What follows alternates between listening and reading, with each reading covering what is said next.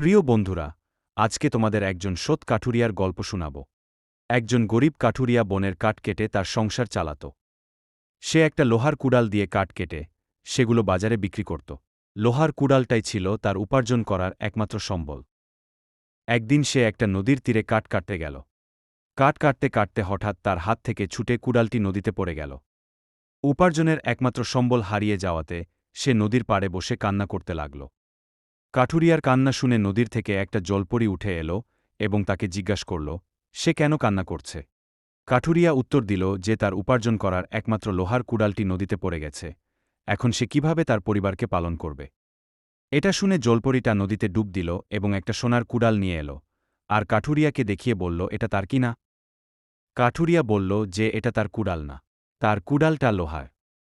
জলপরিটা এবার নদীতে ডুব দিল এবং একটা রূপার কুড়াল নিয়ে এল, কিন্তু কাঠুরিয়া সেটাও নিতে অস্বীকার করল। জলপরিটা আবার নদীতে ডুব দিল আর লোহার কুড়াল নিয়ে এল। কাঠুরিয়া নিজের কুড়াল দেখে বলতে লাগল যে এটাই আমার কুড়াল, আমাকে ফিরিয়ে দাও। জলপরি কাঠুরিয়ার সত্য কথা শুনে খুব খুশি হল এবং সে আবার নদীতে ডুবে দিল। এইবার সে আগের সোনার আর রূপার কুড়াল দুটো সাথে করে নিয়ে এল এবং কাঠুরিয়ার সত্যবাদিতার জন্য তাকে উপহার হিসেবে দিয়ে দিল। কাঠুরিয়া সেগুলো নিয়ে বিক্রি করে পরিবারের সাথে খুশিতে দিন কাটাতে লাগল। এরকম আরও সুন্দর ও শিক্ষণীয় গল্প পেতে